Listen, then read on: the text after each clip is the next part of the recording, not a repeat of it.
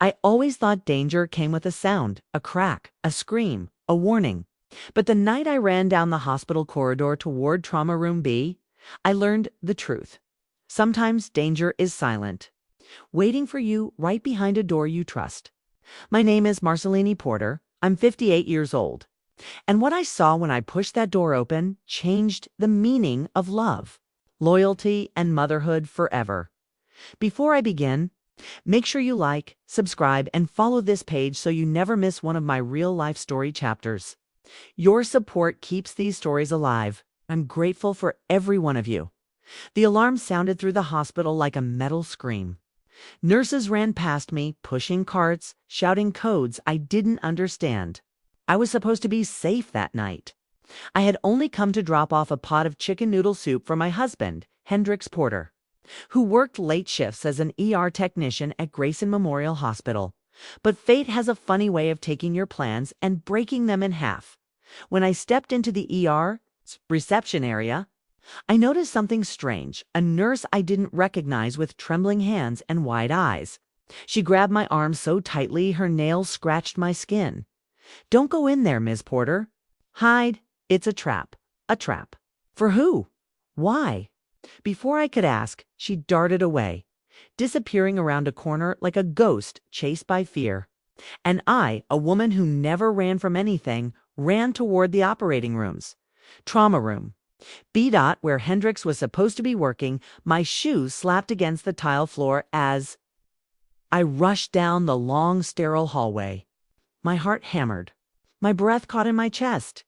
But nothing prepared me for what waited behind that door. When I pushed it open, I froze. It felt like my soul slammed into a wall. There, under the white surgical lights, was my husband, not wounded, not hurt, but standing with his back to me, talking in a low voice to someone hiding in the corner, someone whose silhouette I recognized instantly. Talia Monroe, my best friend for 27 years. Hendrix spoke softly, urgently. Talia whispered back. Her voice shook. Then she said words that turned the floor beneath me to ice. "Hendrix, she can't find out." "Not yet." My entire body went numb. He stepped closer to her. Too close. His hand brushed her shoulder as if comforting her. Her head bowed, hair falling in soft curls. The same curls I had braided on her wedding day. They didn't know I was standing there, watching everything, watching the betrayal twist into truth. "I'll handle Marcelini," Hendrix said. "She doesn't suspect anything." A sharp breath escaped me.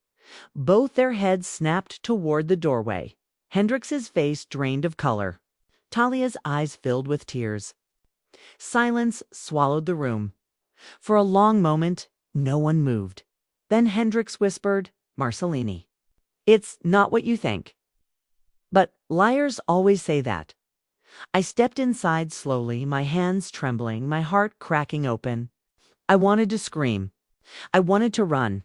I wanted to disappear, but all I did was whisper. "Then tell me, what exactly am I thinking?"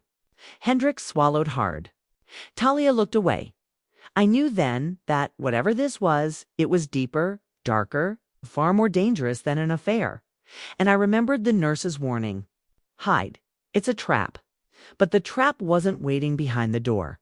The trap was standing inside the room, wearing the face of the man I loved and the friend I trusted, and before the night ended, I would learn exactly what they were hiding, and why someone inside that hospital wanted me gone. Asterisk, I didn't sleep that night. Every time I closed my eyes, I saw Hendrix's face in that operating room, guilty, startled, afraid. And Talia, my best friend, my sister in everything but blood, standing beside him like a shadow stitched to his secrets by sunrise. My chest felt tight, as if each breath fought its way through broken ribs. I sat at my kitchen table, hands wrapped around a mug of bitter coffee I didn't taste. I kept replaying the words I heard. "She can't find out." Not yet. Not yet. What did that mean? What were they hiding? And why did a nurse warn me to hide? My phone buzzed across the table. A text from Hendrix. "We need to talk. Please don't assume anything." Assume. I witnessed it with my own eyes. But I didn't respond. Not yet. At 10:17 a.m., another message came. "Come to the hospital. It's important. I almost laughed. The hospital. The very place that shattered my reality just hours before. If he thought I was walking back into that building unprepared, he didn't know me at all. Still, I needed answers. Answers only Hendrix and Talia could give. So I dressed slowly, choosing a loose black tunic and jeans. My hands shook as I buttoned my sleeves.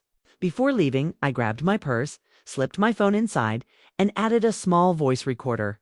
Something told me this wasn't just betrayal, it was danger. When I reached the hospital, the lobby felt colder. Perhaps it was just me. Perhaps the walls themselves knew something was wrong. A security guard stepped forward. "Mrs. Porter, follow me." He didn't ask my name. He already knew. That alone tightened the knot in my stomach. He led me through a quiet hallway toward a conference room.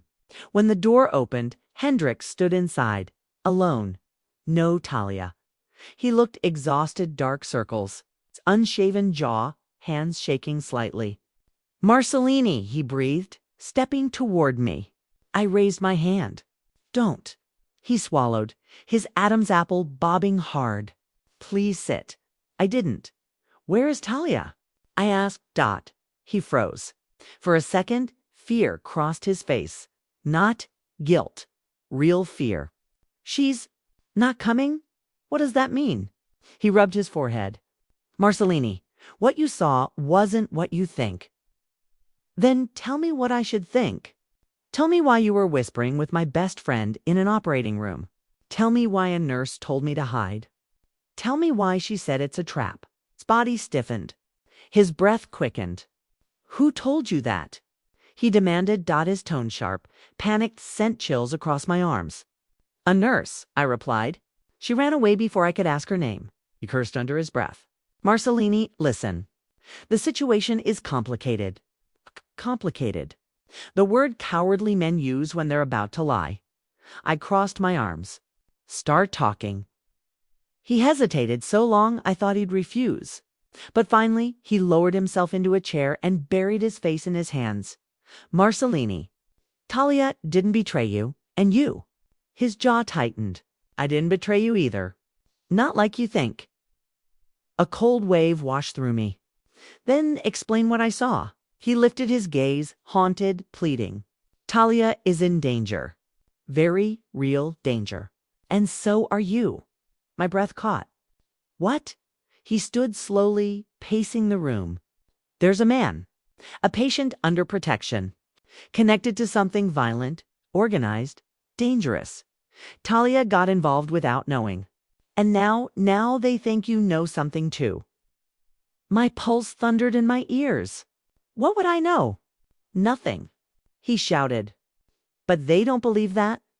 They think Talia told you something." "Told me what, Hendrix?" His voice broke. "She witnessed something. Something she shouldn't have.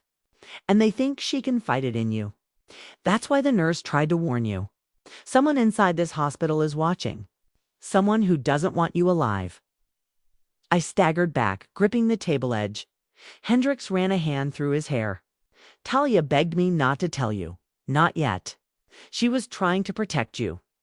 We were trying to plan a way out for her and for you." My heart raced, my mind spinning. "So all this time, you kept me in the dark." "Yes," he whispered. "Because if they knew, you knew. They'd come for you first." A chill tightened around my spine. "Who are they, Hendrix?" I whispered. "Tote." He exhaled shakily. "People who kill without hesitation." He stepped closer, voice trembling. "Marcellini, they're already looking for you." I didn't realize I was backing away from Hendrix until my shoulders hit the wall behind me. The air in the conference room suddenly felt too thin, as if someone had sucked all the oxygen out with one terrible truth. People who kill without hesitation. I stared at my husband, the man I had slept beside for 33 years and for the first time in my life. I didn't know who he really was. Not anymore. "Start explaining," I finally said, forcing the tremor out of my voice. Hendrix dragged a chair out from the table and sank into it like a man carrying the weight of another world. The fluorescent lights made his face look older, the lines deeper. It started 3 months ago, he began. A patient came in shot twice in the abdomen. No ID, no insurance. But within minutes, 2 men in suits were inside the trauma room telling the staff to keep quiet, that the patient was a federal asset. Federal, I whispered. Hendricks nodded. But that wasn't the truth. Few days later, Talia overheard the truth by accident. The man wasn't an asset, he was an informant. He was trying to expose a trafficking ring operating through medical networks. My stomach flipped. Trafficking through hospitals. It made no sense and too much sense at the same time. Talia didn't tell me much, Hendricks continued. Only that someone powerful, someone inside this hospital was involved. A doctor, a surgeon, someone who knew how to make bodies disappear. Quietly, I swallowed hard. Who? He shook his head. We don't know. That's why Talia went into hiding. That's why she and I were talking last night. Shh. She thought they found her. A cold wave ran down my spine. Found her? Where? I asked Dot again. Silence. He stared at the floor instead of my eyes. Hendricks, I said sharply. Where has she been hiding? He hesitated. I took one step closer, voice rising. Where is she? His eyes finally lifted to mine. She's been staying in an unused wing of the hospital. Gasped. What? Here, with these same people looking for her? He stood up quickly. It's not safe. I know. But it was the only place no one would think to look. She's scared, Marcellini. Terrified. And what about me? I snapped. You ever planning to tell me someone wants me dead? He reached for my hands. I pulled them back. You weren't supposed to come last night, he said, voice cracking. You weren't supposed to see anything? Marcellini, you stepped into their territory and the nurse. I asked, why did she tell me to hide? Where is she? Hendricks exhaled. I don't know. I couldn't find her after you left. A knock on the conference room door made both of us jump. Mr. Porter, a voice called. A man's voice. .com. Low, too controlled. We need to speak with you. My heart froze. Hendricks's face went pale. Don't answer, he whispered. Not that voice. Who is it? I mouthed. He shook his head, eyes wide. I think it's him. It's the surgeon, the one working with the traffickers. The door handle gently turned once, twice. Testing it, locked. Thank God. Mr. Porter, the voice repeated. We were told you were in here. Hendricks grabbed my arm and guided me silently toward a side door. I hadn't even noticed an emergency exit leading to a service hallway. We have to go, he whispered. We slipped into the hallway just as the main door rattled harder. The service corridor was dim, lit only by a faint red glow from the exit sign. Pipes ran along the ceiling. The smell of disinfectant mixed with something metallic. Hendricks whispered urgently, Talia isn't safe, okay? And neither are you. We have to get to her now. I didn't argue. I couldn't. Every instinct screamed that danger was getting closer steps. Breaths, shadows. We hurried down the narrow corridor. My feet stumbled, but Hendricks caught my elbow. We're going to take the back stairwell, he said. It leads to the old psychiatric wing. That's where she's hiding. We reached a metal door. Hendricks shoved it open. A burst of cold air hit us. And then a scream, a woman's scream. Echoing from somewhere below. Talia Hendricks breathed. We sprinted down the stairs. My heart hammering so hard I thought it might break free from my ribs. Each step felt louder than the last. When we reached the landing of the next floor, the lights flickered. A shadow moved at the end of the hallway. Hendricks, I whispered, clutching his arm that the shadow stepped forward. Not Talia, not a nurse, a man wearing surgical scrubs. And holding something behind his back. Hendricks inhaled sharply. Run! But before we could move, the man lifted his hand, revealing a blood-soaked glove and a familiar bracelet hanging from his fingers. Talia's bracelet, asterisk for a moment. The world shrank into a pinpoint, the bracelet swinging gently from the man's gloved fingers, catching the flickering hallway light like a taunt. My throat tightened, the air turning thick and heavy. Hendrix's arm instinctively moved in front of me, shielding me the way he hadn't shielded me from the truth until now. The man stepped closer. His shoes made slow, deliberate taps against the linoleum floor. Tap, tap, tap, a predator's rhythm. Up close, he looked wrong, to calm. His surgical mask hid his mouth, but his eyes cold. Unfazed watched us with a chilling curiosity. "You shouldn't be here," he said softly. Hendrix swallowed. "Where is she?" His voice trembled, barely controlled fury beneath the fear. The man tilted his head. "Ms. Monroe is being helped." A lie. Even the walls knew it. I stepped forward before I realized what I was doing. "That's her bracelet. Why do you have it?" The man regarded me with mild amusement, as if observing a child who didn't understand the rules of a deadly game. "She dropped it," he said. People drop things when they run. Hendrix stiffened. "You hurt her." He didn't deny it. He simply smiled through his mask. Then he tucked the bracelet into his pocket, a small, cruel gesture, and moved one step to the left, as if blocking our way on purpose. "We're taking the stairwell," Hendrix murmured to me, barely audible. "When I say run, run." I nodded, though I wasn't sure my legs would obey. The man's gaze flicked between us. "You two have seen far too much." His hand disappeared behind his back again. "Hendrix," I whispered, terror crawling up my spine. The lights overhead flickered violently, buzzing as if the electricity itself was afraid. In that stuttering glow, I saw something metallic in the man's hand. Hendrix gripped my wrist. "Run," yanked me backward toward the stairwell door. The man lunged forward faster than I expected, but Hendrix shoved the door open, pulling me inside as the man's fingertips grazed the air where my arm had been. The door slammed shut. "Move!" Hendrix shouted. We bolted down the narrow stairwell. My breath tore through my chest, feet slamming each step, gripping the railing so I wouldn't fall. Above us, the metal door clanged open. He was coming. Hendrix grabbed my hand again. "Down one more level, the psychiatric wing is below." But as we descended, something felt wrong. A faint sound drifted upward, crying, whimpering. My breath caught Talia. I shouted, "Keep moving." Hendrix gasped, pulling me. We burst through the door at the bottom of the stairs into a hallway washed in dim yellow light. Wing looked abandoned, peeling paint, rusted equipment, doors sealed with chains or left hanging open like wounded mouths. "Talia!" yelled again.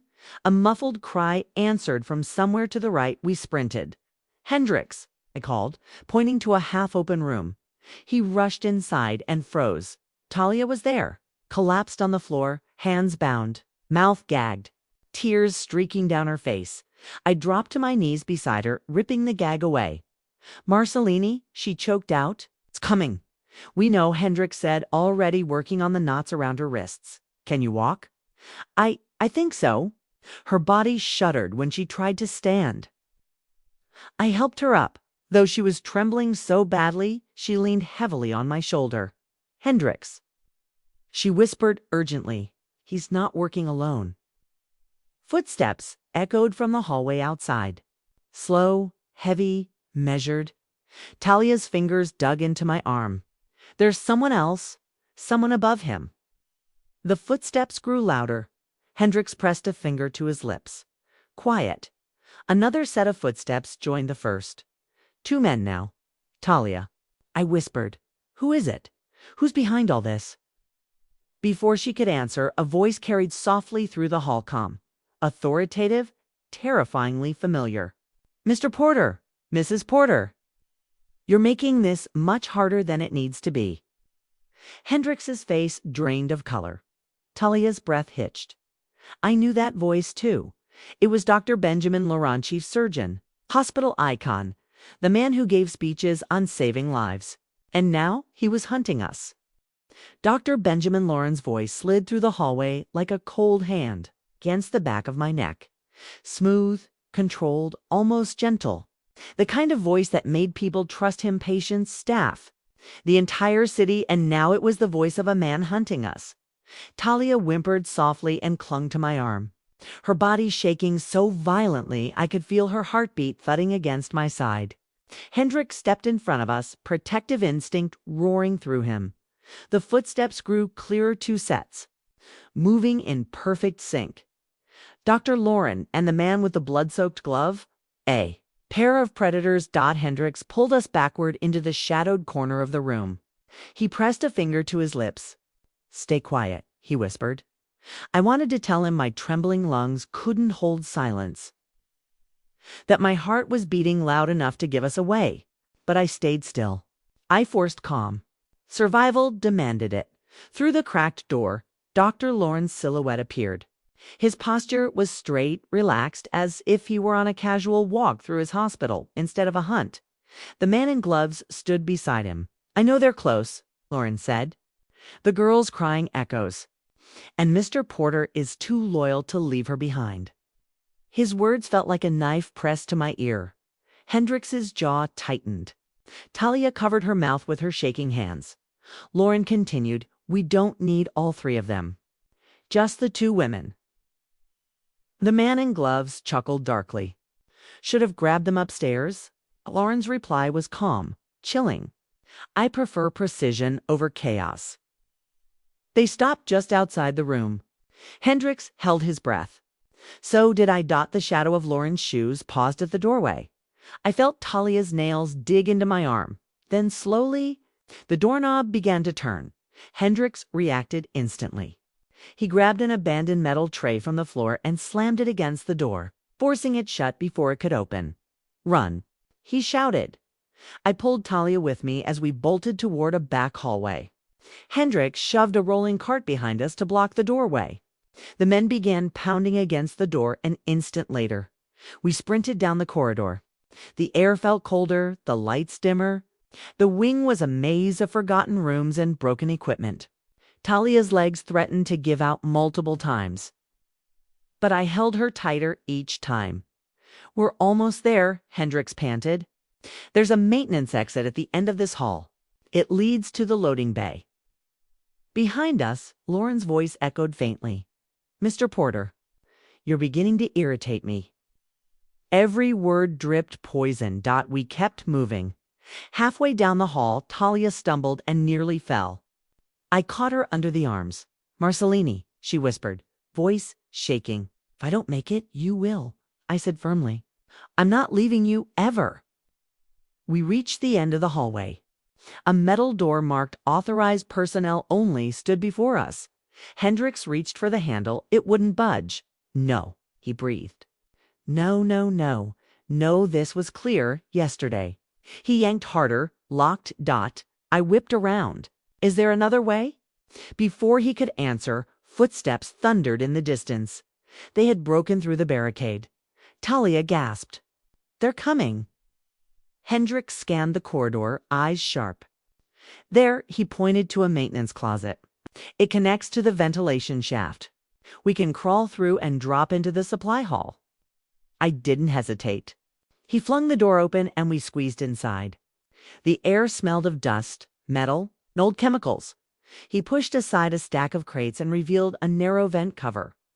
"I'll go first," he said, tearing his shirt sleeve and wrapping it around his hands. "The metal is sharp." He pried the cover off. The shaft was cramped, dark, and sloped downward. "Hurry," Talia whispered. From the hallway came Lauren's voice, closer than before. "Run all you want. I know every inch of this hospital. You won't leave alive." Hendricks crawled inside first. "Marcellini, help her in," he said softly. I lifted Talia, guiding her trembling legs into the shaft. She crawled forward slowly, breath ragged. Then I climbed in after her as I pulled the vent cover closed behind us. Shadows spilled into the maintenance closet. The men had reached it. I crawled faster, heart slamming against my ribs. The shaft creaked beneath our weight behind us. Metal clanged. The vent cover was being ripped away. Talia screamed, "Hendricks!" I cried. He twisted around and reached for us. Grabbed my hand. The vent shook violently as someone forced their way in. Dust rained down. Talia sobbed hysterically. I grabbed her wrist. Hendrix grabbed mine, and then the entire vent groaned. Metal snapping, it began to collapse beneath us. Asterisk, the metal beneath us gave one final shriek, long, sharp, a dying sound before the entire ventilation shaft buckled. I didn't have time to scream. I didn't even have time to think. One moment, my hand was locked in Hendrix's, Talia's fingers digging into my wrist, and the next we were falling. Cold air rushed past my face. Dust filled my mouth. Then my body hit something hard and unyielding. Pain exploded through my side, knocking the breath from my lungs. I rolled onto my back, gasping, blinking through the haze. "Talia?" My voice was a shredded whisper. I'm here," she whimpered. "Somewhere to my left. Hendrix." I called. Groaning came from the darkness. I'm okay. We had landed in a supply hall, an old one that hadn't been used in decades. Crates were scattered everywhere, some split open from our fall. The ceiling above us hung crooked. Metal panels twisted where the vent had torn free. But the worst part wasn't the fall, it was the silence. An unnatural, loaded silence. Because we knew the men were coming. Hendrix struggled to his feet, clutching his ribs. I pushed myself up, my arm throbbing, my legs unsteady. Talia sat against a crate, tears streaking her dusty cheeks. "We have to move," Hendrix said, voice ragged. "They know where we fell. They're going to come through that ceiling any second." He was right. Dust was already drifting down in soft, ominous puffs. The metal above us groaned under new weight. "They're climbing in," Talia whispered, horrified. "Up," Hendrix urged, helping her stand. "There's a maintenance tunnel at the end of the hall. It goes straight outside." We limped forward, every step aching. My breath felt hot in my chest, panic scraping at my throat. Behind us, a thunderous crash echoed through the hall. The men had dropped into the room. "Hurry." Hendrix whispered urgently. We reached the end of the hall where a rusted door stood slightly ajar. Hendrix shoved it open, and sunlight spilled through. Real sunlight. Freedom. Talia sobbed with relief. But Hendrix grabbed her arm. "Quiet. They're right behind us. We need to get into the woods. Lose them." We stepped into the cold morning air behind the hospital. Trees clustered at the edge of the property, thick and sprawling. Perfect cover. But the moment we stepped into the grass, a voice rang out sharply. "Stop." Dr. Lawrence stood in the doorway behind us. The man in gloves stepped out beside him. Hendrix pushed me and Talia toward the trees. "Run!" We bolted into the forest. Branches whipped my arms, leaves scraped my face, but I didn't care. Talia stumbled over a route. I dragged her up. Hendrix guided us from behind, forcing us deeper into the woods. But Lauren's footsteps followed steady, unhurried, confident. Like he wasn't chasing us, like he knew he'd catch us. "Marcellini," he called calmly. "You don't understand what you're doing." My blood froze. He knew my name. He laughed lightly. "Do you think the police will believe anything you say? I own this hospital. I own the board. I own the security feeds. You walked into a restricted area. You attacked my staff. You kidnapped a patient under psychiatric evaluation. Keep moving." Hendrix shouted. But I slowed. Not because I wanted to, because someone stepped out from behind a tree. A woman, the nurse, the same terrified nurse, who told me to hide. Except this time, her expression wasn't fear, it was apology. "I'm sorry," she whispered. "They threatened my family." Before I could react, she raised something in her hand. A syringe, cold dread shot through my body. "Talia!" Hendrix yelled. "Get back!" But it was too late. The nurse lunged not at me, but at Hendrix. The syringe plunged into his shoulder before he could block it. He gasped, staggering backward, eyes wide with disbelief. "Hendrix!" I screamed, grabbing him as he fell to his knees. Lauren emerged from the trees, calm as ever. Mr. Porter should have stayed loyal. Shame. Tease's body twitched. His breathing grew shallow. He looked up at me, pupils dilating. "Marcellini." His voice trembled. "Run!" "No," I cried, holding his face. "No, stay awake. Stay with me. His eyes rolled back, his body went limp in my arms. Talia screamed. I felt something inside me shatter so violently I could barely breathe. Lauren took a step forward. "Mrs. Porter, come quietly now. This doesn't have to get worse." Something in me snapped. I rose slowly, gently laying Hendrix's head against the leaves. I wiped my tears, and I stared straight at Dr. Lauren with a fire I didn't know I possessed. "You killed my husband," I said softly. A pause. Then Lauren smiled. "No," he said. "I simply removed an obstacle." He motioned for the nurse to take Talia. I didn't move. I didn't blink. I just whispered one promise that tasted like steel and fire. "I'm going to destroy you." Sometimes life takes turns we never expect. Every person in this story carried their own pain, their own choices, and their own consequences. Maybe you saw yourself in one of them more. Maybe it reminded you of someone you once knew. What do you think happened next? What would you have done if you were in their place? If you have any questions about what happened to the other characters, or if you want me to share more about them, just comment below. I read every message you leave, and your thoughts truly mean a lot to me.